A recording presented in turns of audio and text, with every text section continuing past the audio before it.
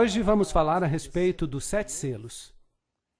E depois vamos abordar um outro tema sobre as trombetas. Estes são assuntos importantes e pouco a pouco vamos avançar até chegar a um assunto ainda mais importante. Vamos então falar sobre alguns assuntos que têm que ver com o nosso tempo e, de modo especial, só posso dizer as coisas assim como são. E eu oro enquanto eu explico essas coisas porque há coisas estranhas, difíceis de compreender, e quem sabe que as pessoas não queiram compreender. Eu oro para que as pessoas não usem isso como desculpa para não assistir mais, que continuem a assistir até que todo o quadro fique claro. É como um grande mosaico. E tudo o que podemos fazer em uma conferência é colocar um pequeno bloco de informação na tela. Parece um trabalho de retalhos. Primeiramente, não entendemos todos os assuntos. Mas se conseguirmos ordenar as informações até que o quadro fique mais claro, então a importância do livro de Apocalipse será perceptível, apreciada. Por isso, tenham paciência com vocês e comigo. Se há assuntos que pareçam estranhos ou, quem sabe, fora do equilíbrio ou do alcance, é porque não tem toda a informação disponível. Agora, os 7 selos são tratados momentaneamente no capítulo 6, mas para preparar o terreno e o cenário para os 7 selos, há outros 2 capítulos, o capítulo 4 e o 5, e é importante recordar que os capítulos eles mesmos não dizem nada, porque os números da Bíblia foram acrescentados depois. A Bíblia não foi escrita com capítulos, ela foi escrita com blocos, assim que ela não pode ser dividida em capítulos. Os números de capítulos são apenas uma forma conveniente para nós nos situarmos, quando precisamos encontrar um texto. Havendo o Cordeiro aberto um dos selos, agora, antes que ele abra um dos selos, para nos dizer o que vai se passar na terra, primeiramente ele nos dá uma visão da grande sala do trono do céu. Uma das visões mais ilustrativas da sala do trono do universo. Agora imaginem, estamos olhando para a sede do poder universal. Apocalipse 4:1 diz: Depois dessas coisas olhei, e eis que havia uma porta aberta no céu, e a primeira voz, como de trombeta, que ouvira falar comigo, disse: Sobe para aqui e te mostrarei as coisas que depois destas devem acontecer. Assim que temos aqui uma visão profética. E logo fui arrebatado no Espírito, e eis que um trono estava posto no céu, e havia alguém assentado sobre o trono. Mas segundo a dureza do teu coração impenitente, entesouras para ti mesmo ira, e na manifestação do juízo de Deus, no dia em que Deus há de julgar os segredos dos homens por Jesus Cristo, Romanos 2, 5 e 16. E o que esse texto tem que ver com o grande trono? Bem, a sala do grande trono é a sede do rei do universo. E esse rei do universo é também o juiz do universo. Então, antes que Deus nos permita olhar para o que vai acontecer nesta terra, e olhar para as apostasias que virão, e para as coisas terríveis que os homens vão fazer, Ele nos dá uma visão da sua majestade e do seu poder. E nos dá a visão de que, apesar de que pareça que o outro lado vai ganhar, é Deus quem está no controle. E, finalmente, Ele será o juiz. E chegará o tempo do juízo. Então haverá um juízo, uma investigação e um pronunciamento da sentença. E então haverá um juízo executivo. E quando vier esse juízo executivo, será melhor que estejamos do lado certo.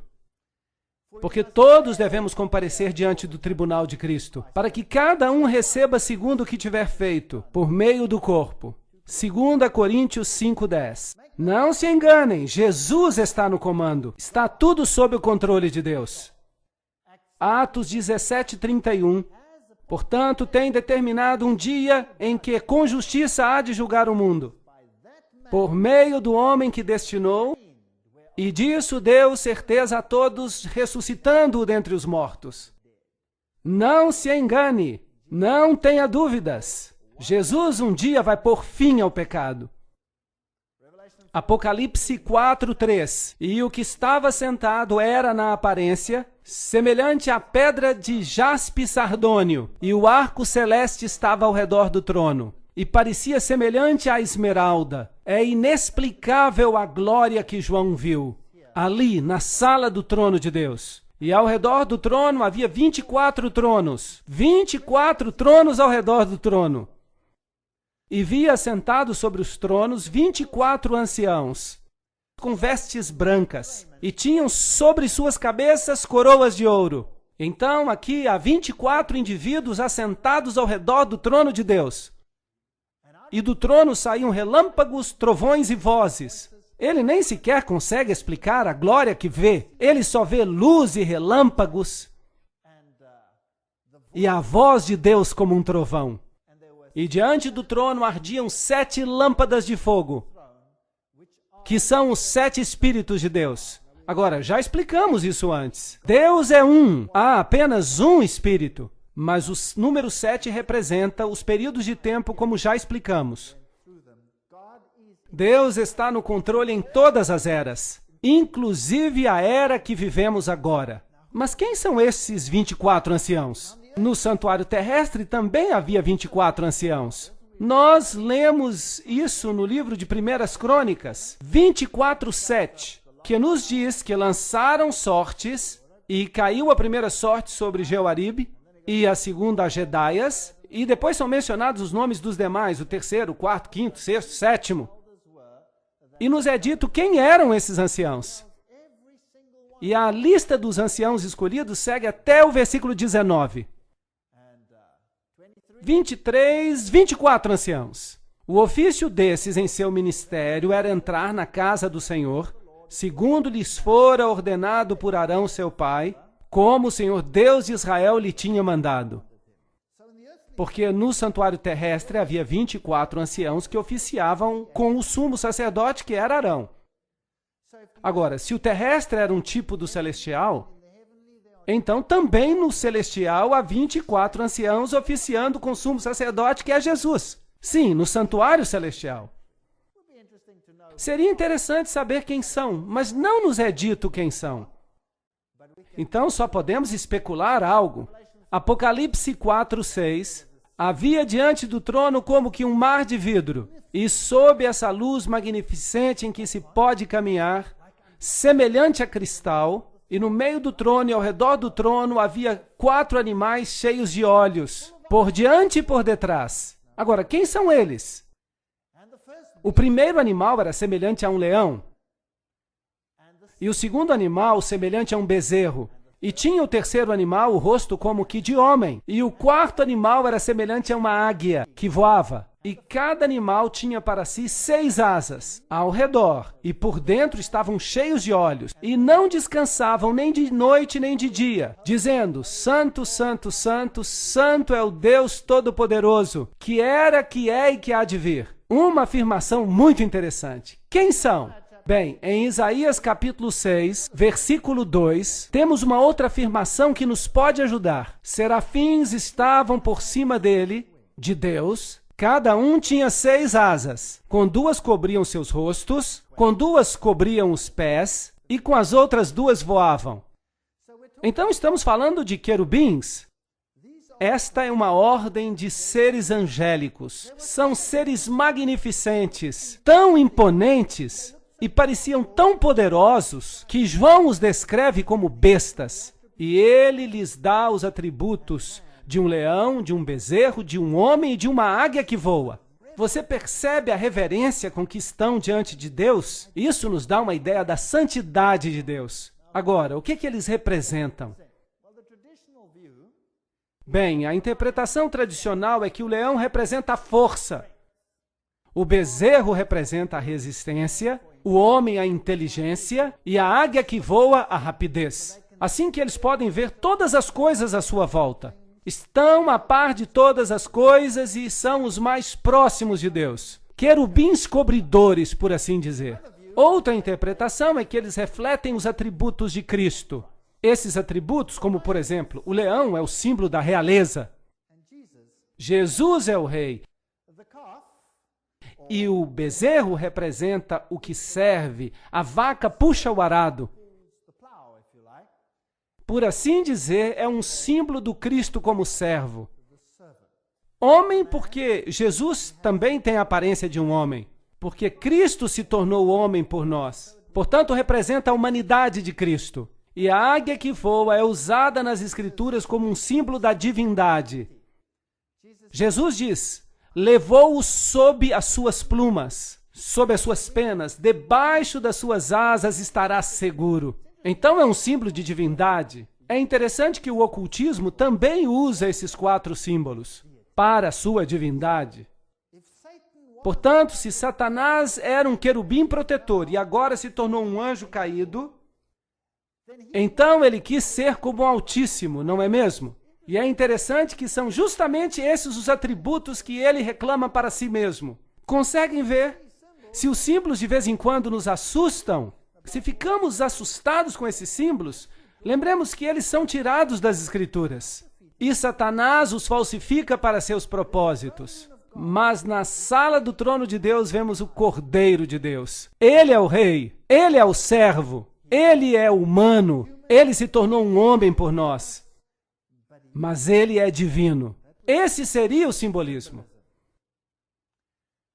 E quando os animais davam glória e ação de graças àquele que estava sentado sobre o trono, para todo sempre, os 24 anciãos se prostravam diante daquele que estava sentado no trono e o adoravam. Muito interessante. E ao que vive para todo sempre, lançavam as suas coroas diante dele, dizendo: digno é, Senhor, de receber glória, honra e poder, porque tu criaste todas as coisas.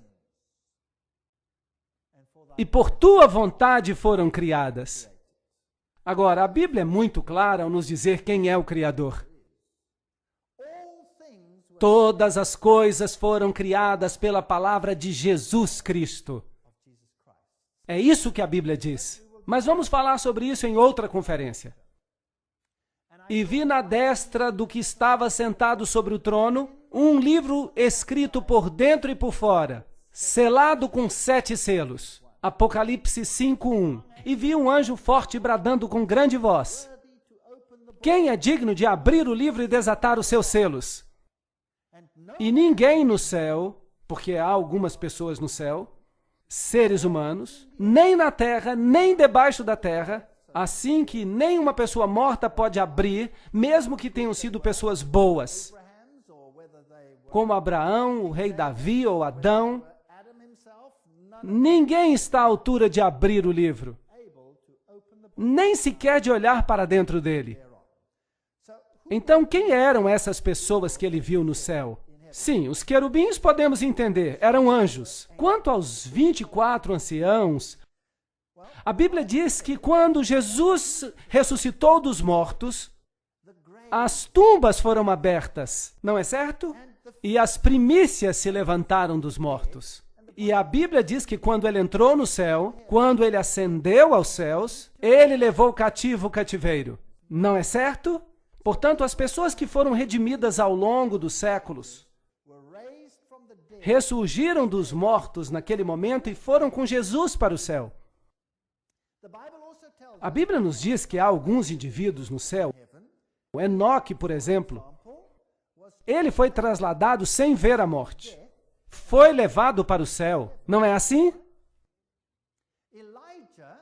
Elias, como representante daqueles que seriam trasladados depois do dilúvio, também foi levado em um redemoinho, com uma carruagem até o céu. Não é verdade? Então Elias também está lá. E a seguir há um verso muito interessante no livro de Judas, no qual o arcanjo Miguel discute com Satanás acerca do corpo de Moisés. Assim que Moisés também teve uma ressurreição especial e foi levado ao céu. E é por isso que Elias e Moisés puderam aparecer no Monte da Transfiguração e apoiar a Cristo no momento da sua agonia, antes que passasse pelos momentos finais da sua vida. Então há várias pessoas no céu. E entre eles, obviamente, há 24 que servem no santuário celestial como os 24 anciãos. Quem exatamente são? Não sabemos. Podemos especular se Moisés vai ser um deles, ou Elias, ou Enoque, mas não temos outros nomes. Vamos vê-los um dia e então vamos saber quem eram. Mas é uma história interessante. Assim que o terrestre é uma cópia do celestial. Mas nenhum homem era digno de abrir os selos. Se um homem era suficientemente digno aos olhos de Deus para ter sido levado ao céu, isso não faria diferença, porque nenhum homem no céu, ou na terra, ou debaixo da terra, nenhum homem que já tenha vivido era digno de abrir os selos. Mas felizmente há uma solução. Apocalipse 5:4. E eu chorava muito porque ninguém havia sido achado digno de abrir o livro, nem de o ler, nem de olhar para ele. Agora, este documento encontrava-se selado com 7 selos. Nos tempos antigos, eles costumavam selar documentos. No tempo romano, os testamentos. E é claro que se ele não fosse aberto, então não haveria herança. Então, se nenhum desses selos for aberto, não vai haver herança. E nós estaremos perdidos para sempre. E é por isso que João chora. Mas se eles pudessem ser abertos, se o testamento pudesse ser lido e se houvesse uma execução do testamento, então poderíamos ser redimidos. E há somente um que deixou um testamento e vive para poder recebê-lo. Porque, geralmente, quando uma pessoa morre e deixa um testamento, ele passa a depender de outra pessoa para que o abra, não é verdade? Para executá-lo. E se o único que pode herdá-lo está morto, bem, então temos um problema, porque quem vai recebê-lo está morto, não pode recebê-lo mais, a não ser que ele seja Deus e com certeza tenha sido ressuscitado pelo próprio poder. Uau! Então encontraremos isso. E me disse um dos anciãos, não chore, aqui está o leão da tribo de Judá, a raiz de Davi que venceu para abrir o livro e desatar os seus 7 selos. Assim que nem tudo está perdido. O Deus homem está ali. E olhei, e eis que estava no meio do trono. Então, o que se supõe que seja? Se ele está no meio do trono, bem, então ele está assentado no assento da divindade. E dos 4 animais viventes, e entre os anciãos, um cordeiro, como havendo sido morto. E tinha 7 chifres. Um chifre representa poder, a sede do poder, o reinado por todas as eras. Ele é um rei. Se você olhar o livro de Daniel, vai descobrir que um chifre representa um rei, um reinado. E 7 olhos, ele vê através dos séculos, os quais são os 7 Espíritos de Deus enviados a toda a terra. E não só a uma parte dela. Verso 7. E veio e tomou o livro da destra do que está assentado sobre o trono. E havendo tomado o livro, os 4 seres viventes e os 24 anciãos se prostraram diante do Cordeiro, tendo todos eles harpas e salvas de ouro cheias de incenso, que são as orações dos santos. Então, as orações dos santos são representadas com incenso, e os méritos de Cristo fazem com que as orações dos santos sejam aceitáveis a Deus.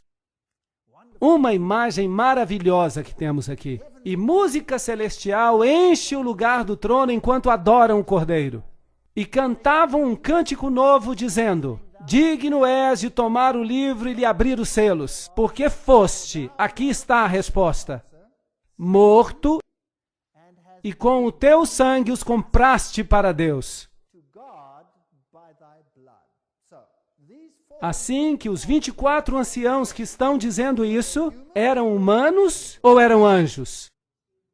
Devem ser humanos. Por quê?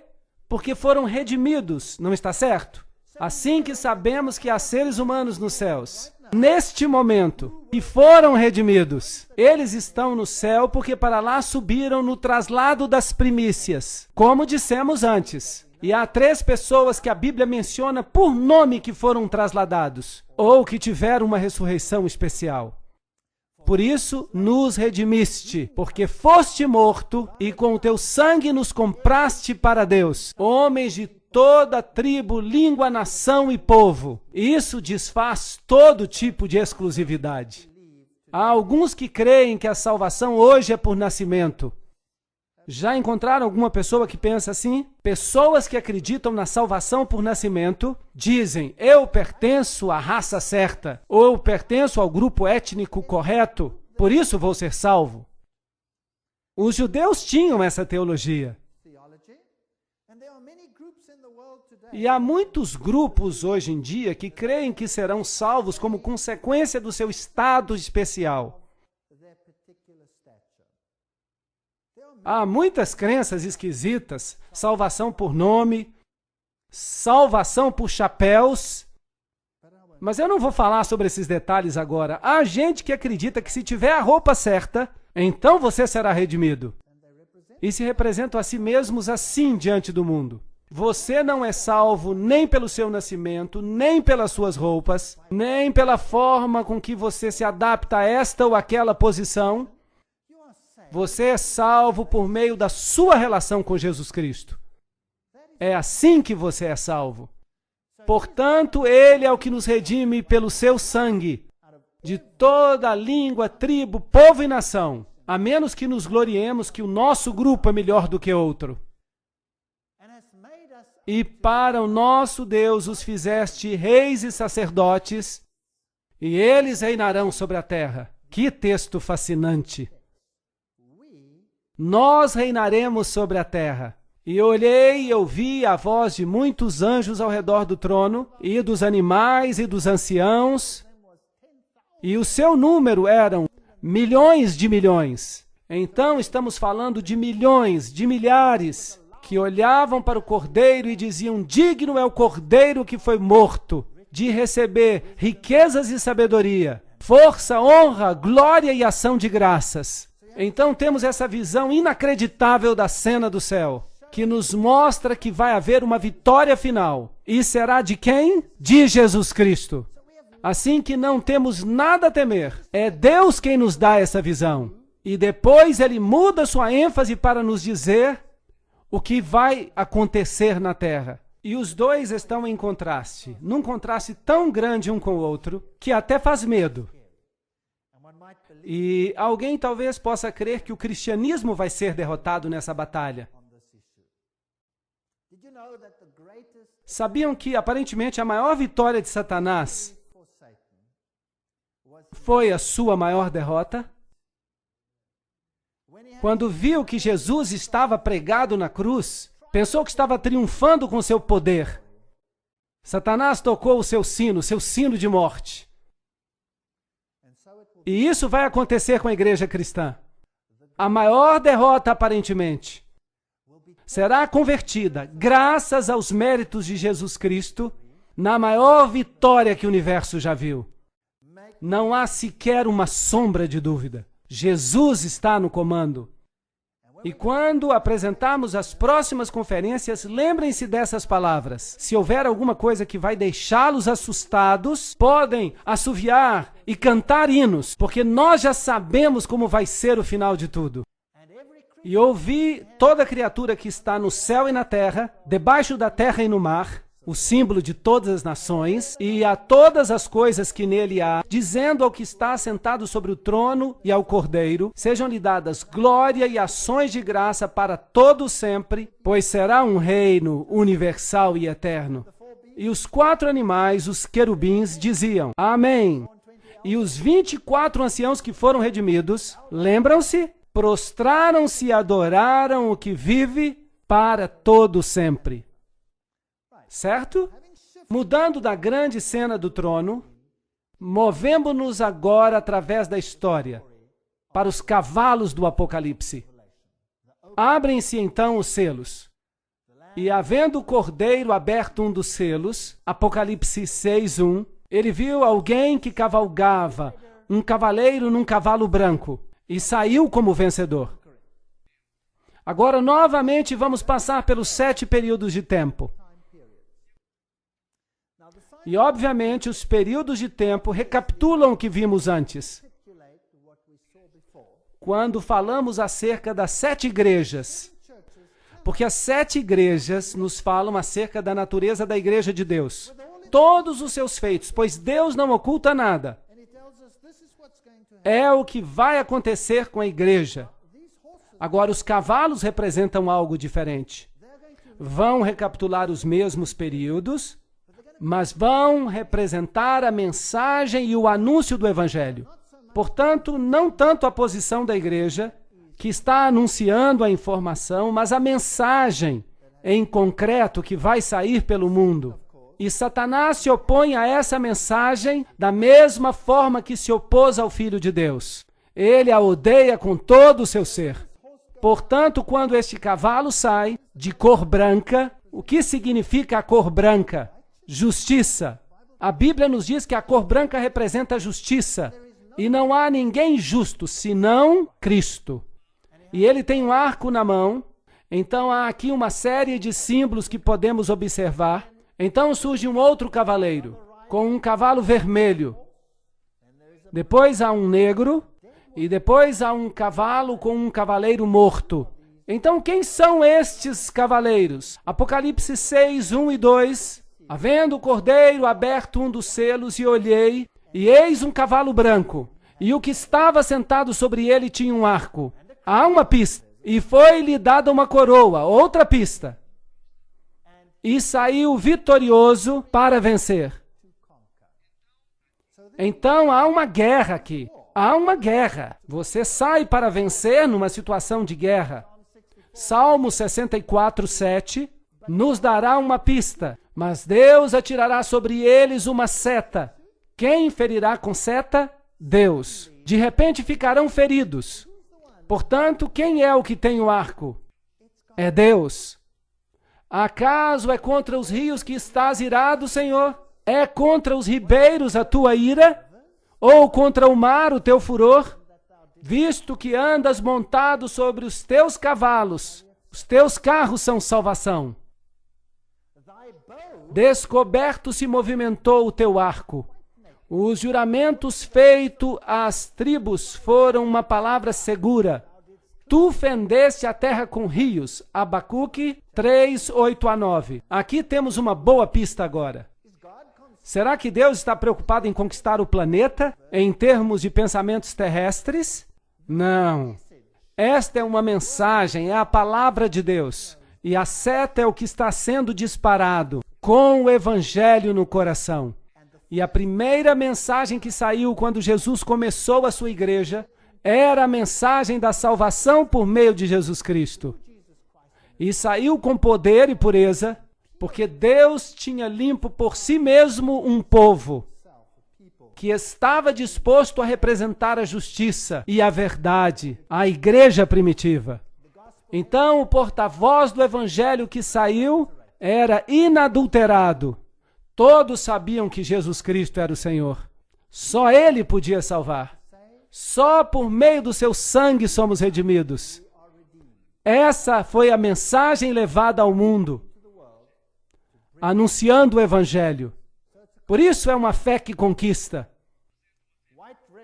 O branco representa uma fé pura. Uma mulher vestida de branco em Apocalipse representa a verdade em sua pureza. A noiva que foi redimida e lavada no sangue do Cordeiro. Se na verdade permanecerdes fundados e firmes na fé, e não vos moverdes da esperança do Evangelho, que temos ouvido, o qual foi pregado a toda criatura que há debaixo do céu. Colossenses 1, 23. É muito importante aceitar essa mensagem e estar ancorado na rocha, de maneira que não se possa ser movido. Então, se fizermos isso, estaremos estabelecidos na verdade. E para estar estabelecido na verdade e não ser movido, precisamos conhecer a palavra de Deus. É necessário comê-la. Isso significa incorporá-la, agir em conformidade com ela. Veremos que para sermos bem estabelecidos na verdade, para não sermos movidos, há algo importante sobre o que vamos falar em outro momento. Então, o segundo selo é aberto. E aqui vem um cavalo vermelho. O vermelho é a cor do quê? Do sacrifício. É a cor do sangue. É a cor do sacrifício. Assim, quando vemos as 7 igrejas, a primeira que vimos era Éfeso. Lembram-se? Era uma igreja que tinha uma boa mensagem, uma doutrina pura, tinha discernimento. Podiam ver quem é que se chamava a si mesmo de judeus ou cristãos e não o eram. Eles tentaram se infiltrar a princípio, mas o discernimento da igreja os manteve fora. Depois veio uma outra igreja chamada Esmirna, lembram-se? Mir. O que aconteceu ali? Houve um tempo de grande perseguição. Sangue foi derramado. Portanto, aqui o sangue está derramado.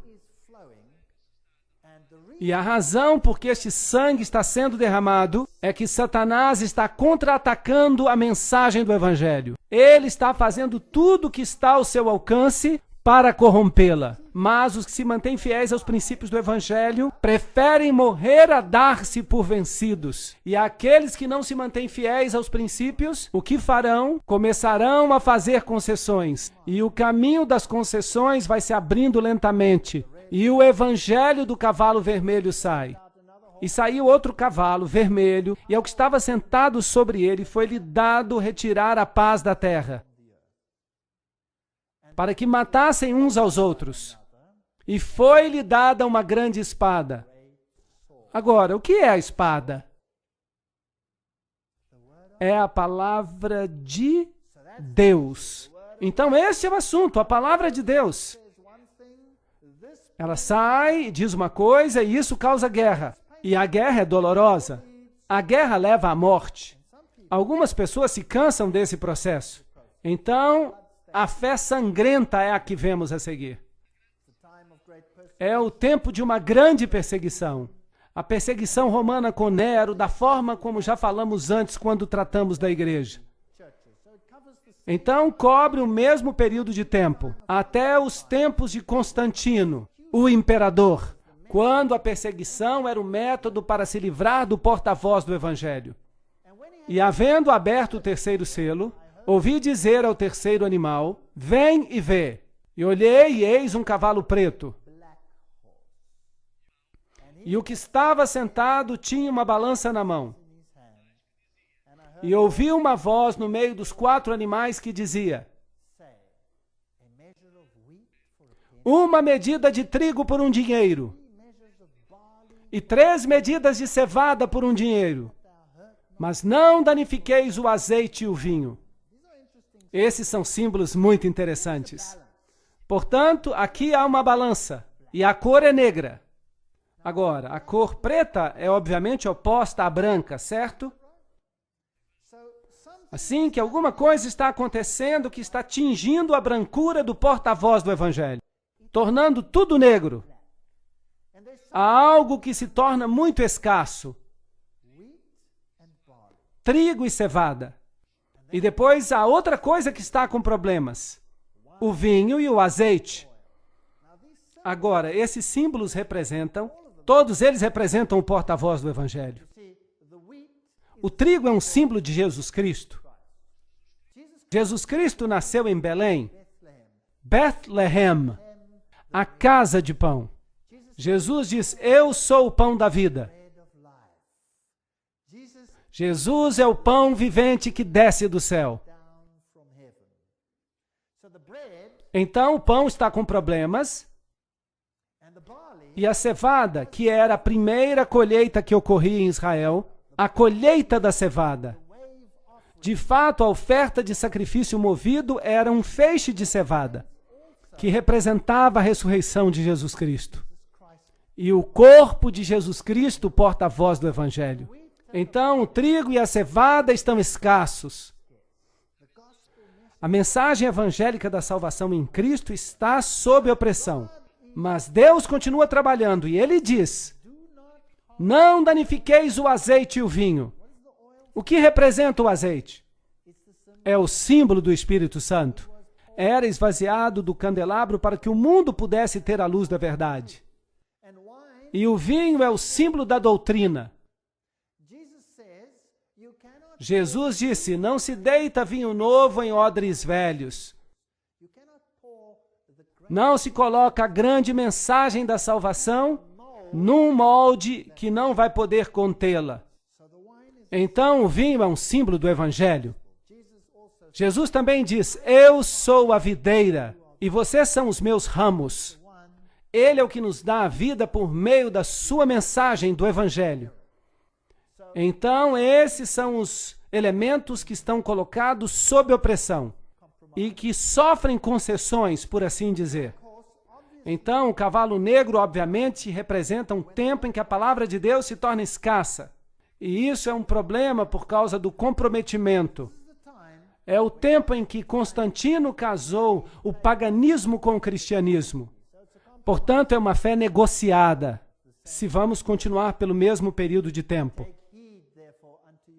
Orai por vós e por todo o rebanho, para apacentardes a igreja de Deus. Porque eu sei isso, que depois da minha partida, entrarão no meio de vós lobos vorazes. E, a propósito, quão cedo na igreja entrou a corrupção? No princípio. Logo no princípio. Havia um homem chamado Simão Mago. Vocês se lembram dele na Bíblia? Ele pensou que podia comprar o poder de Deus com o seu dinheiro. Lembram-se disso? E Pedro repreendeu de uma maneira bem direta. E ele ficou muito irritado, bastante irritado. E Simão, o mago, vinha de Samaria. E ele tinha uma carga de sabedoria babilônica em si. E se analisarmos a história, como veremos no futuro, provavelmente ele foi o pai do gnosticismo. E o gnosticismo, em outras palavras, é uma filosofia que torna Jesus Cristo menos do que ele é, para que nós possamos nos tornar mais do que somos. E o gnosticismo era o espinho na carne do cristianismo primitivo. E o gnosticismo é um fator dominante hoje em dia, como veremos nas próximas conferências. A cruz de Cristo foi o divisor da história. E lançou a verdade por terra e prosperou. Daniel 8:12. Viria um poder que destruiria o porta-voz do Evangelho. A salvação só por meio de Cristo foi substituída pelas exigências da igreja. Foi isso que aconteceu. E a própria igreja se pôs como mediadora entre o homem e Deus. Em vez de ir diretamente a Cristo, você passava agora pela igreja. Um dia muito triste. Deus tinha dado uma lei, mas o homem teve o atrevimento de mudar a lei de Deus para satisfazer as suas necessidades. Portanto, nas igrejas, temos São Pedro, ou será que era Júpiter? Bem, na verdade é que ele veio diretamente do templo de Júpiter. E Maria se converteu em uma mediatrix, uma mediadora. E a igreja ensina que ninguém pode ser salvo a não ser pelos méritos de Maria. Isso é muito estranho. Essas doutrinas chegaram e elas eram uma mistura entre o cristianismo e o paganismo. A Bíblia claramente declara: debaixo dos céus nenhum outro nome há, dado entre os homens, pelo qual devemos ser salvos, exceto pelo nome de Jesus Cristo. Não há outro nome. Assim que todos os outros mediadores que ingressaram na igreja, como os pagãos tinham muitos deuses, eles desenvolveram muitos santos. E então você poderia, se você tivesse algum problema na vida e não tivesse méritos suficientes, salvação por obras, então para poder entrar no céu, você podia receber um empréstimo dos méritos excessivos daqueles que haviam morrido antes. Essa é uma doutrina da igreja da Idade Média. Essa é uma doutrina ainda respeitada. Posso, por assim dizer, tomar emprestado uma grande porção de mérito dos santos que morreram antes de mim, para aumentar a reserva dos meus próprios méritos. Será que isso é bíblico? Ou será que temos que nos apresentar individualmente diante de Deus no juízo, dando conta do que fizemos na carne? Sim ou não? Sim, é claro. É por isso que criaram todos esses santos. E como consequência, os santos se tornaram especialistas. E essa especialização é a mesma que vem do paganismo. Um Deus se especializar em cuidar de uma coisa, por exemplo, de uma viagem. Outro Deus está especializado em cuidar de necessidades financeiras. Então, havia vários deuses. E é por isso que hoje em dia, se alguém quer viajar, é bom ter São Cristóvão consigo, porque quem sabe, talvez ele possa ajudá-lo. Então, essa é uma igreja de concessões. Mas com Jesus Cristo não pode haver nenhum tipo de concessão. Ou ele é o Senhor dos senhores e o Rei dos reis, ou ele não é. E essa é uma decisão que temos que tomar. Enquanto vamos para a próxima parte da história dos cavaleiros em Apocalipse, chegamos a um cavalo pálido. Ele representa a morte. Assim que, obviamente, há uma mudança progressiva nesse tempo, quando o porta-voz do Evangelho se torna negro, conhecida como uma negociação da morte, o Evangelho morreu. A Bíblia diz claramente: não farás para ti imagem de escultura, nem nenhuma semelhança do que há em cima nos céus, ou embaixo na terra, ou nas águas que há na terra. Não te encurvarás a elas, nem as servirás. Êxodo 20, 4 e 5. Um texto problemático dos 10 mandamentos. E que tal então removê-lo e atirá-lo ao lixo? Bem, se você prestar atenção no catecismo atual, você verá que esse mandamento foi removido para abrir caminho para as práticas religiosas que se haviam introduzido na igreja. Constantino é o primeiro que mais destacadamente começou a emitir leis que restringiam a consciência do homem. Assim que, em vez de escutar e aceitar a palavra de Deus e tomar decisões baseadas na palavra de Deus, o homem começa a criar leis que falam sobre esse assunto. E Constantino foi o primeiro a fazer uma lei sobre o dia de descanso. Por exemplo, durante esse século de negociação, o dia do sol do paganismo substituiu o sábado bíblico.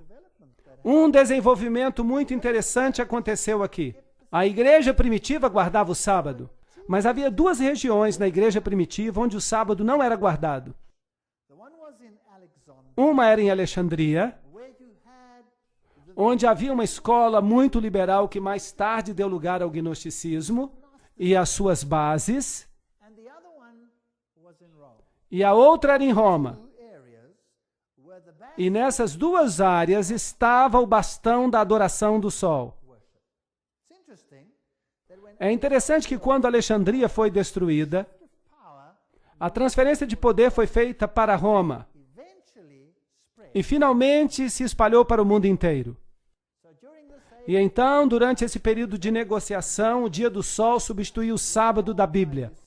Somos informados por Eusébio, a propósito, era o bispo que estava ativo no período de Constantino, que Constantino, para recomendar a nova religião aos pagãos, ele integrou ao cristianismo os enfeites exteriores que passaram a ser incorporados nas práticas cristãs. Desenvolvimento da doutrina cristã, página 362. Começaram a fazer concessões sobre esses assuntos. Arturo Pestana diz que as moedas de Constantino levavam sobre um lado as letras do nome de Cristo e do outro lado a figura do Deus Sol.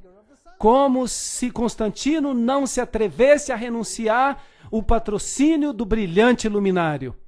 Nome interessante, luminário. Hoje também existem pessoas que se consideram a si mesmas luminários, os iluminados. E existe também uma organização que se chama Illuminati. Nós vamos tratar desse assunto depois, quando avançarmos. Assim que há aqui uma negociação, uma concessão que ocorre. A manutenção do velho nome pagão Dies Solis, ou Sunday, domingo em inglês, é de alguma forma devido à união dos sentimentos pagãos e cristãos. graças aos quais o primeiro dia da semana foi recomendado por Constantino aos seus súditos, tanto pagãos quanto cristãos, como o Dia Venerável do Sol. História da Igreja do Oriente, página 184. Então, isso é um fato histórico e não podemos refutá-lo. Isso é o que aconteceu. Porque em 6 dias, diz a Bíblia, fez o Senhor os céus e a terra, o mar e tudo que neles há. Inacreditável. Esta frase está sob forte ataque hoje em dia no mundo científico. Não é verdade? Não há sequer uma palavra da Bíblia que não esteja sendo atacada hoje nos dias em que vivemos. E tudo que neles há. E no 7º dia descansou. Portanto, abençoou o Senhor o dia de sábado e o santificou. Êxodo 20:11. Portanto, há aqui indícios de uma negociação, uma forma de mudar a identidade do cristianismo primitivo. Mas o que aconteceu com os cristãos fiéis que queriam fazer exatamente aquilo que as Escrituras diziam? O que aconteceu com eles? Foram eliminados da face da terra. Foram destruídos à espada. E a história de como tudo aconteceu é a mais diabólica e terrível que possam imaginar no mundo. Inacreditável. Onde reinou a igreja primitiva? Onde começou o cristianismo? Começou em Roma, sim ou não? Não. Começou em Jerusalém. Foi ali onde tudo começou. É ali que o cristianismo tem a sua sede. Dali se espalhou para o Oriente Médio. Onde é que Paulo fez a maioria das suas pregações? Ele foi a Roma para morrer. Mas onde é que ele estabeleceu a maior parte das igrejas? Na Ásia Menor. Foi ali que ele pregou. E foi dali que a igreja cresceu. A igreja cresceu por toda esta região. Esta região que inclui o Iraque, o Irã, Paquistão, até chegar à Índia. É isso que a Bíblia diz. E no Egito, até o norte da África, foi ali o berço do cristianismo. E hoje o cristianismo foi eliminado do seu lugar de origem e foi substituído por uma religião inteiramente diferente que nega Cristo e a sua divindade. É um pensamento interessante. Vamos voltar a isso mais tarde. E abençoou Deus o 7º dia e o santificou, porque nele descansou de toda a sua obra que criara. A Enciclopédia Católica nos diz: a igreja, depois que mudou o dia de descanso do sábado judeu ou o 7º dia da semana para o primeiro, fez com que o 3º mandamento se referisse ao domingo como dia de guarda, santo, o dia do Senhor. Enciclopédia Católica, volume 4, página 153. Bem, por que o 3º mandamento? Por que não o 4º, como estava na Bíblia? Porque eles haviam removido o 2º mandamento que dizia: não farás para ti ídolos. Agora, fazer isso não é manipular a palavra de Deus? Não é reescrever a Escritura? Com certeza. Assim como não apenas tiraram de Deus a sua autoridade, porque ele diz: lembra-te do 7º dia, porque eu sou o teu Criador. Eu te fiz. Tiraram essa autoridade e disseram: não, eu é que vou decidir quando é que vais fazer. Eu sou a nova autoridade na tua vida. Portanto, isso não é uma questão de dias, é uma questão de autoridade. Quem tem autoridade? O que faz a lei é que tem autoridade. O que muda a lei é quem tem mais autoridade do que aquele que veio antes. Estou certo ou errado? Então há aqui um poder que diz que tem mais autoridade do que Deus. É uma questão de autoridade. Não se metam com Deus. Os sacerdotes violentam a minha lei e profanam as minhas coisas santas, não fazem diferença entre o santo e o profano, nem discernem o impuro do puro, e dos meus sábados escondem os seus olhos, e assim sou profanado no meio deles. Ezequiel 22, 26. Esta é uma declaração muito interessante. Então eles profanam o sábado, não fazem diferença entre o limpo e o imundo. Espere aí. Por acaso ensinam hoje que não há diferença, que não há nenhuma diferença? Será que isso é correto? Olhem, se vocês observarem a Nova Versão Internacional, ela diz que Jesus declarou que todas as coisas agora são limpas. Então, a Nova Versão Internacional diz, mas a antiga versão inglesa, a King James, não diz isso. Vamos analisar esse assunto mais tarde, porque é complicado fazê-lo agora. Assim, o cavalo negro representa esse tempo de negociação, de concessão. As coisas estão mudando, e quando chegamos a 538 depois de Cristo, há um decreto que um certo poder, isto é, o bispo de Roma, tem poder para se tornar o corretor dos hereges. Isso significa que ele se tornou a autoridade sobre a consciência do homem. Interessante, não? Não era Deus, o homem assumiu a sua posição. E uma vez que o homem usurpa a autoridade de Deus, então o evangelho está morto. Porque a minha Bíblia diz que não há outro nome pelo qual você possa ser salvo, e a minha Bíblia diz que não há outro nome, que não há outro mediador, exceto Jesus Cristo, o homem. E a minha Bíblia também diz que se alguém pecar, temos um advogado. E esse advogado é Jesus Cristo. Mas agora, nós temos aqui um outro advogado. Temos que ir a uma outra parte para encontrar perdão. E há alguém aqui que diz o que é certo e o que é errado. E isso vai contra a palavra de Deus. Isto é problemático. E havendo aberto o quarto selo, olhei e eis um cavalo amarelo, e o que estava sentado sobre ele tinha por nome Morte, e o inferno seguia. O Hades, a tumba. Essa é uma história triste de como a mensagem do Evangelho da Salvação foi levado ao ponto da morte. E foi-lhe dado o poder para matar a quarta parte da terra. Portanto, esse poder tira o porta-voz do Evangelho e controla uma quarta parte da terra. Agora, esse é um ponto muito importante. Que denominação cristã controlou a quarta parte do mundo? Com espada, para matar com espada. Essa é uma palavra nova. Não é uma espada literal. E com a fome. Fome de quê? Há uma escassez na terra de quê? Da palavra de Deus. Será que a igreja da Idade Média tirou a palavra de Deus? Sim ou não? Será que proibiram a Bíblia? Tornou-se um pecado mortal ter a Bíblia e lê-la? Sim ou não? Sim, a história prova esse fato. Eu não estou atacando ninguém. Eu estou falando de um sistema. O que há por trás desse sistema? Há muitas e muitas pessoas queridas que estão famintas pela verdade em todas as religiões do mundo. E creio que muitas delas, Deus as reconhece como suas, porque elas estão vivendo segundo a luz que receberam. Assim, não devemos julgar as pessoas. Estamos falando aqui de um sistema, e é um sistema muito, muito triste. Meu pai queria ser um sacerdote católico romano.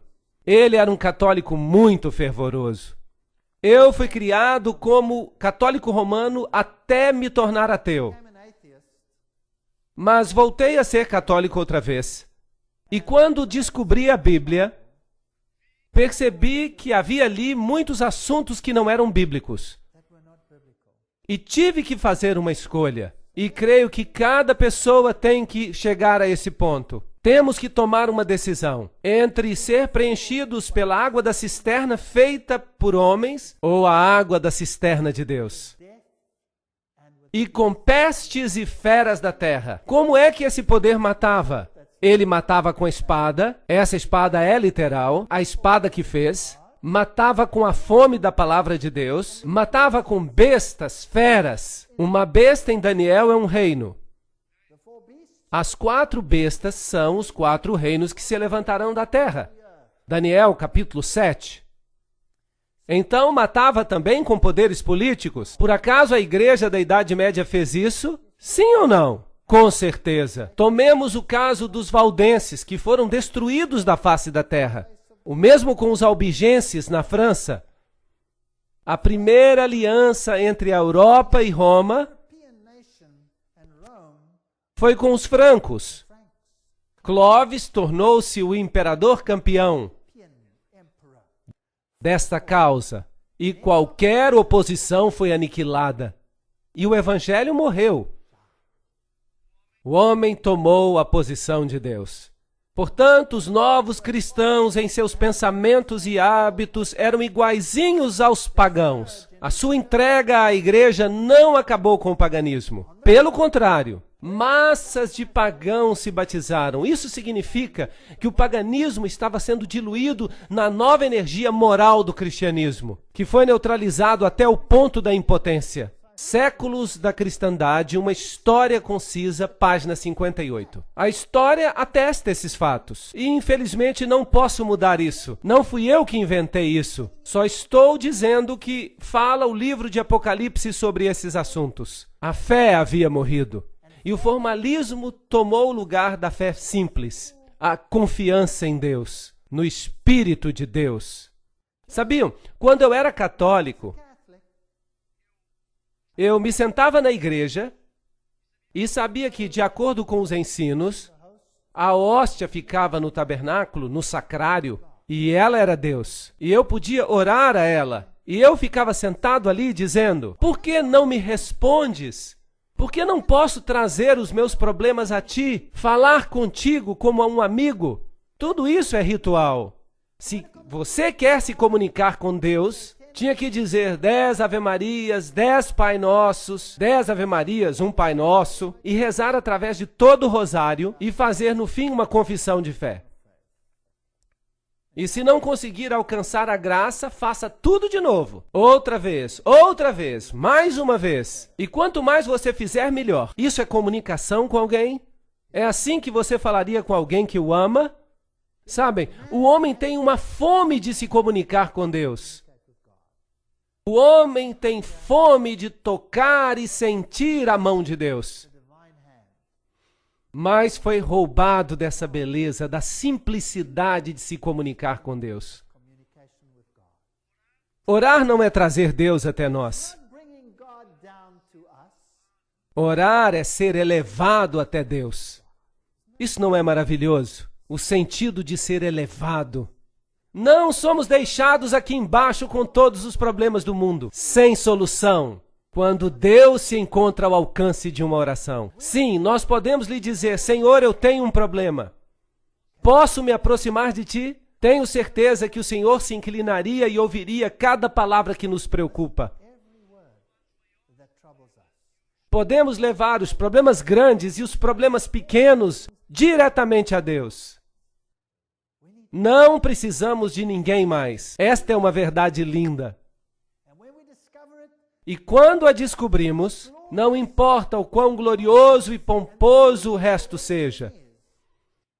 Sem amor não há nada. O que diz Salomão? Prefere viver no canto de um eirado? Ou é melhor ter uma casa cheia de sobras de repolho, uma casa cheia de boa comida, sem amor? Não faz sentido. É preferível ser pobre e ter amor do que ter todas as riquezas e estar com tristeza. Não há nada demais em ser rico. Deus abençoa alguns ricos também. Mas é o amor ao dinheiro que é a raiz de todos os males.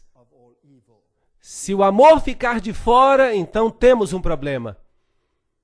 Então, uma união da igreja e do Estado ocorreu. Os governos receberam autorização de impor doutrinas. O cristianismo se tornou uma religião estabelecida no Império Romano e tomou o lugar do paganismo. O cristianismo, como ele existiu na Idade Média, podia ser definido como um paganismo batizado. História do século II, capítulo 2, seção 7. Essas são declarações feitas pelas próprias igrejas. Elas mesmas disseram que o Deus Pan não estava morto, mas batizado. Então, o paganismo governa o mundo hoje em dia. E há uma elevação do sacerdote humano. É a coisa mais diabólica que já aconteceu na história da raça humana. Sabiam disso? Alguns homens foram escolhidos para controlar a consciência dos outros. Temos o mesmo problema ainda hoje. Alguns creem que porque estudaram teologia, têm o direito de controlar a consciência. Alô? Cada um de nós é responsável por si mesmo diante de Deus. A Bíblia não ensina nada disso, a não ser que se mude a Bíblia.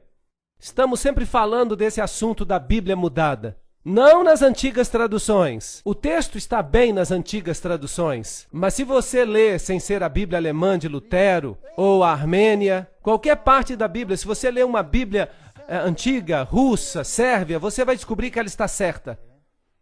Mas há um problema com as Bíblias mais recentes. Há uma ascensão do sacerdócio sobre as pessoas em geral. Não há isso na Bíblia. Mas a vereda do justo é como a luz da aurora, que vai brilhando mais e mais até ser dia perfeito. Provérbios 4:18. Portanto, a luz da verdade penetraria nessa escuridão. Deus não permitiria que esse evangelho morresse. Portanto, Deus teve que fazer algo. Qual foi a igreja seguinte que veio trazer luz e a palavra de Deus de volta às pessoas? Recordam-se das 7 igrejas? Temos uma igreja que ingressou com isso tudo, Sardes, representando a reforma. Ela reformou o que havia morrido. Realmente não é um conceito complicado. E havendo aberto o 5º selo, vi debaixo do altar as almas dos que foram mortos, por amor à palavra de Deus e por amor ao testemunho que deram. E clamaram com grande voz, dizendo: Até quando, verdadeiro e santo dominador, não julgas e vingas o nosso sangue e dos que habitam sobre a terra? Agora, será que essas são almas literais debaixo do altar? Então haveria muita gente nesse lugar. Ou será que isso é o sangue de todos os santos que está a clamar a Deus? Quando vais fazer alguma coisa em relação a isso? Eu acho que esta é a imagem que está sendo dada aqui. Sim, aqueles que morreram pela fé, todos aqueles que foram destruídos, mas criam, clamavam a Deus. E foram dadas a cada um compridas vestes brancas, e lhes foi dito que as usassem, por um pouco de tempo, até que se completasse o número de seus conservos e seus irmãos que também haviam de ser mortos como eles. Deus diz: eu estou no comando. Vai ficar pior. Mas esperem até que todos ao longo da história, aqueles que têm ainda que morrer pela fé, estejam conjugados, então o reino virá. Portanto, esses foram os instrumentos de tortura que foram usados, mas nada impede o anúncio do evangelho. Sabiam que alguns desses instrumentos de tortura continuaram a ser usados até 1974? Muito interessante. Franco, na Espanha, usou esses instrumentos de tortura ainda na década de 70. Amados, procurando eu vos escrever com toda diligência acerca da salvação comum, tive por necessidade escrever-vos e exortar-vos a batalhar pela fé que uma vez foi dada aos santos. Não se dê por vencido, porque se introduziram alguns sobre quem já havia sido escrito antes, homens ímpios que convertem em dissolução a graça de Deus e negam a Deus, único dominador e Senhor nosso, Jesus Cristo. Judas, versos 3 e 4. Incrível! Mesmo ali na igreja primitiva houve corrupção. E a quem negaram? A Jesus Cristo. O único Senhor deles e nosso Senhor Jesus Cristo. Portanto, uma mudança já havia ocorrido naquela igreja primitiva. Um problema muito sério. E vamos ver o que fizeram, porque vamos entrar nos detalhes e ver como isso nos afeta hoje. Porque essas pessoas inteligentes fizeram a mesma coisa conosco. E nós nem sequer o sabemos. Não é triste? Portanto, Deus quer que saibamos, como os estratos sucessivos da terra, que cobrem uns aos outros, assim, camada após camada de falsificações e fabricações se acumularam na igreja.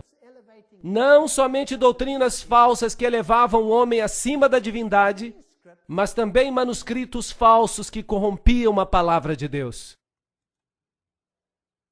Mas tivemos os valdenses. E de onde conseguiam seus manuscritos? Eles conseguiram da igreja da Síria, desde o berço do cristianismo. Não os conseguiram de Roma. Eles permaneceram com as escrituras através dos séculos. É interessante que as nações que apareceram nessas áreas altas, elas tinham essas escrituras. Mas havia outros documentos que estavam sendo usados em Alexandria e Roma. E vamos ver isso numa outra conferência. E essas pessoas fizeram da palavra de Deus o seu bastão, a sua fortaleza, e a pregaram, e por causa disso a ira do mundo caiu sobre eles. E eles foram combatidos com unhas e dentes, foram queimados e as cabeças de suas crianças foram arremessadas contra as rochas. Eles os lançavam dos precipícios, mas o evangelho não morreu. Esta é a velha igreja valdense. Esta é uma antiga mesa que era usada para transcrever ou copiar os manuscritos da Bíblia. E lentamente a fé foi elevada uma vez mais. Em 1370, a autoridade da Bíblia foi declarada por Wycliffe. Em 1400, a obediência a Deus, obedecer a Deus mais do que o homem, e ele morreu pela sua fé. João Hus. Estes são os homens vestidos de branco. E depois, salvação pela graça com Martinho Lutero, homem valente, corajoso. Ele foi perfeito em tudo? Não, com certeza não. Mas esse homem vivia segundo o conhecimento que tinha, não é verdade? João Hus e Wycliffe, eles são verdadeiros campeões. Tyndale e todas as pessoas que deram suas vidas por causa da verdade.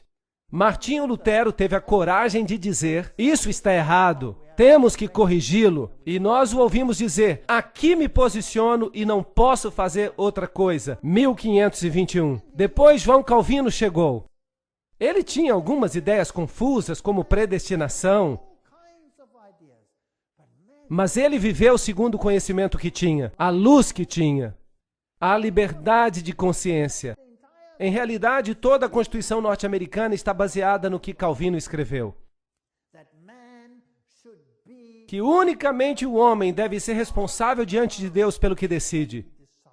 Essa é a base da Constituição norte-americana. Isso é calvinismo. Esse homem acreditava em algumas coisas erradas, mas neste ponto ele enfatizou claramente, até fazer engolir seco aqueles que se opunham.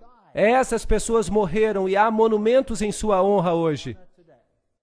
Depois veio Williams em 1650. Ele descobriu o batismo por imersão. Verdades lindas da Bíblia. Infelizmente, como dissemos da última vez, todos esses tipos de fé decidiram que não seguiriam pela nova luz. Mas eles permaneceram fiéis aos seus fundadores. Isso não é um problema dos fundadores, é um problema dos seguidores, certo? Então, os seguidores têm mais problemas do que os fundadores, porque se eles descobriram mais luz, eles deveriam aceitá-la, mas não foi o que fizeram. Por isso temos uma igreja fragmentada hoje. Portanto, ide e fazeis discípulos de todas as nações, ensinando-as a guardar todas as coisas que eu vos tenho mandado. E eis que estou convosco todos os dias até a consumação dos séculos. Mateus 28, 19 e 20. Estes são os assuntos que são importantes. Todas as coisas. Não, eu não vou dizer, eu só vou aceitar o que o fundador da minha igreja descobriu. Todas as coisas ou nada. Assim que se estamos à procura de uma igreja, o que devemos fazer? Não seria melhor procurar uma igreja que aceite toda a verdade, que tem toda a fé? Sim ou não? Não seria melhor procurar uma igreja que faz tudo de acordo com a Bíblia e sua doutrina? E que sua doutrina esteja de acordo com a Bíblia? Que não olhe para os indivíduos, porque os indivíduos não são de confiança. Nós devemos olhar para a Bíblia e não para o ensino oficial da igreja. E se dizem somente aquilo que está na Bíblia, então sigam. Não deveria ser muito difícil. Não deveria ser difícil. Depois veio Wesley, e ele elevou a Jesus Cristo como ninguém antes havia feito no mundo. O senhorio de Jesus Cristo. Se Jesus é o Senhor, o centro, o autor e o consumador da nossa fé. Porque se ele não é, então esqueça. O ensino não é bíblico. Portanto, que grandes descobertas de luz encontramos. E havendo aberto o sexto selo, olhei, e eis que houve um grande terremoto. Interessante. Estamos agora num período de tempo muito interessante. A Reforma tinha feito o seu trabalho. As igrejas que vieram depois de Sardes foram quais? Vocês se lembram? Filadélfia. E aqui havia um acúmulo de verdades. Mas antes desse evento havia de acontecer algo. E havendo aberto o sexto selo, olhei, e eis que houve um grande tremor de terra. E o sol se tornou negro, e a luz se tornou como sangue, e as estrelas do céu caíram sobre a terra, como a figueira quando lança de si os seus figos verdes, abalada por um vento forte. Apocalipse 6, 12 e 13. Esses são sinais celestiais que aconteceram. Aconteceram ou não? Com certeza. Marcos diz a mesma coisa, capítulo 13, 24. Ora, naqueles dias depois daquela aflição, essa terrível perseguição na qual os filhos de Deus foram quase que exterminados da face da terra, na Idade Média, por meio da Inquisição, e os 30 anos de guerra, e a Guerra dos 100 anos, e a noite de São Bartolomeu, e os huguenotes sendo exterminados. Depois de tudo isso, veio a luz. Depois daquela aflição, que terminou aproximadamente em 1798, e vamos falar dessa data novamente em outro momento, o sol escurecerá e a lua não dará sua luz. Aqui está a história de Ware, em New Hampshire, porque o cristianismo tinha fugido, a cristandade baseada na Bíblia tinha fugido da Europa e se estabelecido em várias regiões do mundo. No Novo Mundo, nos Estados Unidos da América em particular, no sul da África e na Austrália, e é ali para onde o cristianismo foge. É interessante ver o que está acontecendo nessas regiões do mundo hoje em dia. O dia escuro que aconteceu na Nova Inglaterra chegou em 9 de maio de 1780. Por volta das 11 horas começou a escurecer, como se a noite tivesse chegado. Os homens deixaram de trabalhar. O gado mugindo retornou a seus estábulos. As ovelhas baliam e se aglomeravam nas cercas, e os pássaros selvagens voavam para os seus ninhos. A noite se tornou tão escura que uma pessoa não conseguia ver a sua mão, nem sequer uma folha de papel branco.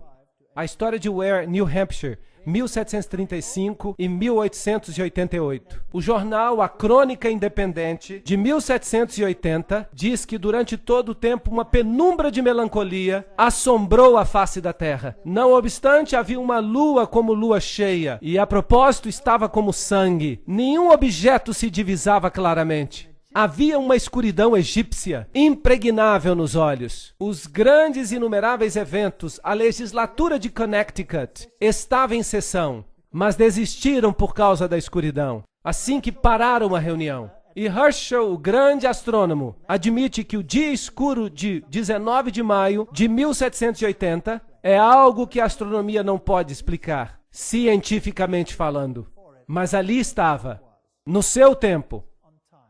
Depois, em 3 de novembro de 1933, houve uma chuva incrível no céu, com 200 mil meteoros por hora. Ficou tão claro que se podia ler. E é interessante que os meteoritos todos vinham de um ponto central. Normalmente vêm de todos os lados, mas nesse caso não aconteceu isso. Parecia que vinham de um ponto central e se distribuíam por todo o céu. Nunca antes alguém havia visto algo assim. E antes desses eventos todos, houve um grande terremoto em Lisboa. Portanto, a sequência está exatamente como na Bíblia. Algo novo tinha que acontecer. E Guilherme Miller foi quem descobriu, em 1782 e 1849. Alguém começou a descobrir algo mais na Bíblia. Ele descobriu algumas das grandes profecias. Até 2.300 dias e o santuário será purificado. E ele calculou os dias e descobriu uma maravilhosa profecia messiânica de Jesus e da purificação do santuário.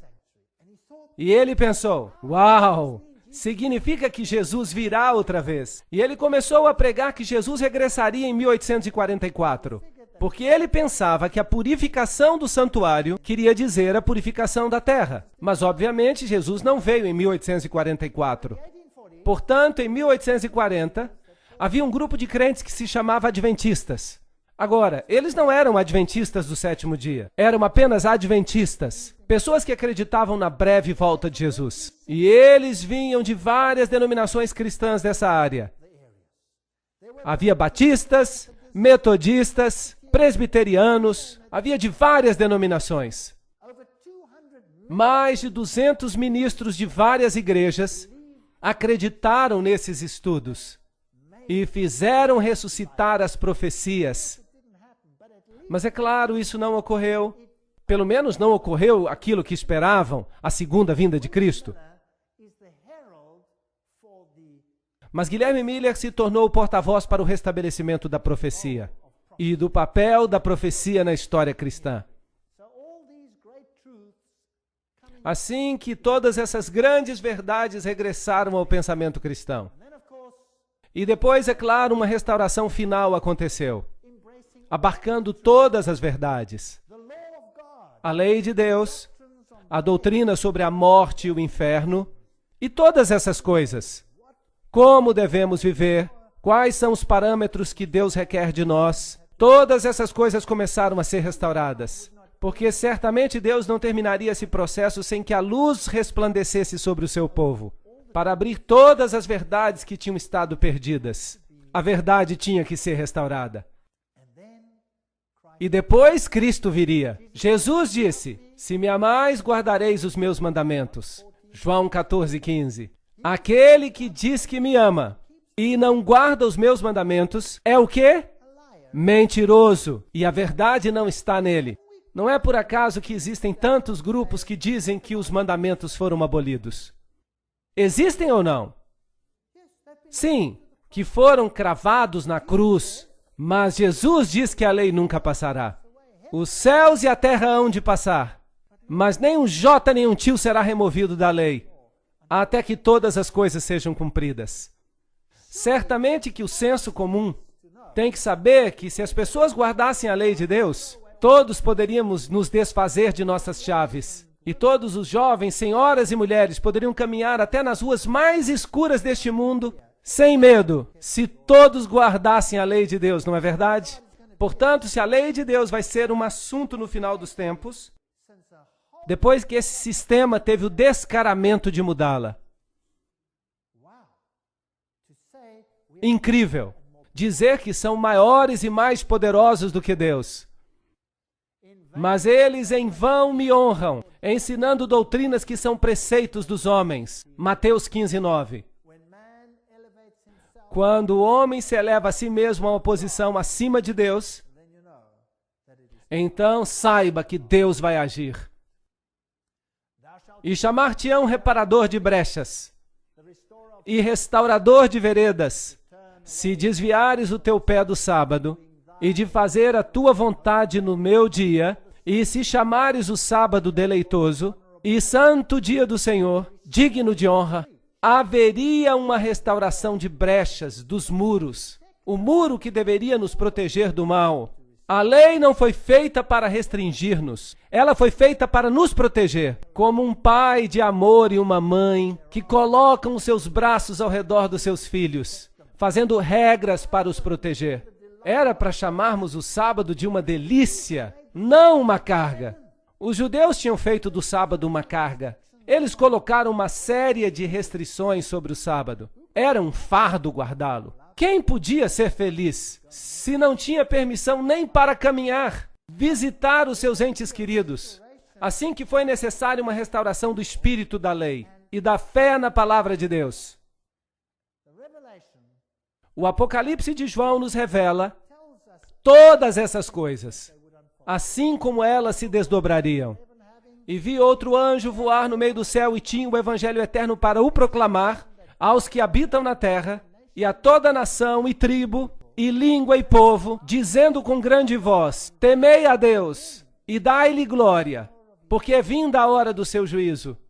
E adorai aquele que fez o céu e a terra e o mar e as fontes das águas. Apocalipse 14, 6 e 7. O evangelho eterno, tinha que ser restaurado. Os judeus se apoiavam na obediência à lei. E eles crucificaram a Jesus na cruz. E os cristãos se apoiam nos méritos de Jesus e o fincam e a sua lei na cruz.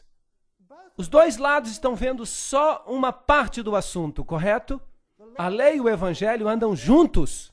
Se você quer escolher a Jesus como seu Salvador, tem que se preparar para aceitá-lo como seu rei, certo? E um rei é um regente. E um regente, como o nome diz, tem regras, sim ou não? Sim.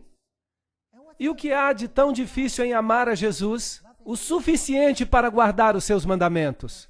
Não é assim tão difícil. Se eu amo minha esposa com todo o meu coração e com toda a minha alma, eu vou querer outra? Claro que não. E se eu penso nas consequências que eu poderia causar, a dor e o sofrimento, valeria a pena? Eu creio que não. O mesmo se passa com Deus. Se eu amo a Deus de todo o coração e de toda a alma, vou querer servir a Ele ou ao outro? Não, não vou servir a outro, porque os outros são inúteis, não podem me salvar, não podem fazer nada por mim. Ainda que por um motivo egoísta, é melhor ficar com Deus, porque a lei faz sentido então. Portanto, há aqui uma mensagem que diz: Deus é o Senhor, mas o que ensina ao mundo? Que você é o produto da evolução, que veio de uma rocha. É isso que eles dizem. Sim. A terra se dissolveu e então foram surgindo os materiais dos quais a vida evoluiu espontaneamente. Então você veio de uma rocha. Eu creio que vim de uma rocha, mas da rocha eterna. Há outras ovelhas que não são deste aprisco. Também me convém abrigar a estas, e elas ouvirão a minha voz. E haverá um só rebanho e um só pastor. Você não pode ter uma verdade dividida. Ou a verdade ou divisão. E você não pode ter uma unidade na falsidade. Não pode. Ou há uma unidade na verdade, ou não há união. Só há uma suposta unidade que desaparecerá como se nunca tivesse existido ao menor sinal de problema, quando há uma falsa unidade. Ou está baseada na verdade ou não está baseada em nada. Aqui está a paciência dos santos, os que guardam os mandamentos de Deus e a fé de Jesus. Apocalipse 14, 12. Sabem de uma coisa? Esta é uma frase fascinante. A fé de Jesus. Uau! A Bíblia tem normas muito elevadas. Sabia que não é suficiente apenas ter fé em Jesus? Não, não é suficiente. Você precisa ter a fé de Jesus. Na maior adversidade, Jesus confiou nos méritos de seu Pai. Sim ou não? Sim. Não importa o que aconteça, você precisa confiar como Ele confiou. Ele é o padrão. Bem, Deus adiciona os seus méritos, porque nós somos fracos, nós não podemos fazer essas coisas. Mas esse é o padrão. Algo a almejar. Uau! Eu gostaria de ter essa fé de Jesus. Eu estaria disposto a ir à cruz, porque eu saberia que Ele iria me ressuscitar. E que eu seria dele eternamente. Poderia morrer, não importa o que acontecesse. Jesus tinha essa fé e precisamos ter esse tipo de fé. Mas quantas pessoas têm esse tipo de fé hoje em dia? Os padrões da Bíblia são altos, são muito elevados. E a mensagem sai ao mundo que Jesus Cristo é o Senhor. Estamos perto deste ponto. E o céu retirou-se como um livro que se enrola, e todos os montes e ilhas foram removidos dos seus lugares. Estudamos todos os selos. Estamos justamente entre o sexto e o sétimo selo. O que vai acontecer a seguir quando for aberto o último selo? Então o testamento de Deus será aberto e o reino será dado ao Senhor. Isso significa que Jesus tem o controle do planeta e Ele virá outra vez. Passamos pela história. Somos as últimas pessoas, os últimos nesta grande mensagem. E os reis da terra, os grandes, os ricos, os tribunos e todos os poderosos se esconderão nas cavernas das rochas e das montanhas, dizendo aos montes e aos rochedos: caí sobre nós e escondei-nos do rosto daquele que está sentado sobre o trono e da ira do Cordeiro. Essa é a próxima coisa que vai acontecer. E a propósito, por favor, vejam que as pessoas se escondem, não há uma grande alegria entre as multidões quando o juízo vier. Você terá que estar de pé. Não seremos todos salvos, você precisa tomar uma decisão agora.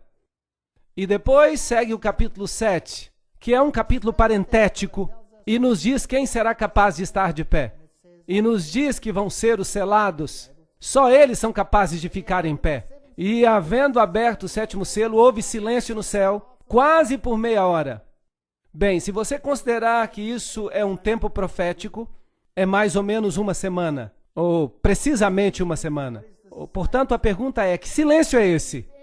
Creio que o céu está vazio porque Cristo e seus anjos estão aqui embaixo para buscar os redimidos.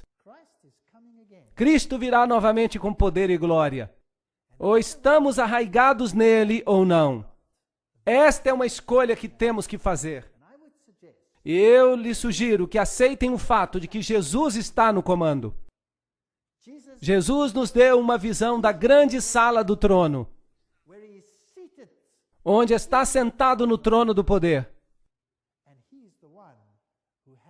E é Ele quem tem autoridade para abrir os selos, para receber um reino. E podemos fazer parte dele, mas podemos recusá-lo. A minha oração é que todos aceitemos a salvação, porque Ele é o único nome dado entre os homens pelo qual podemos ser salvos. Amém.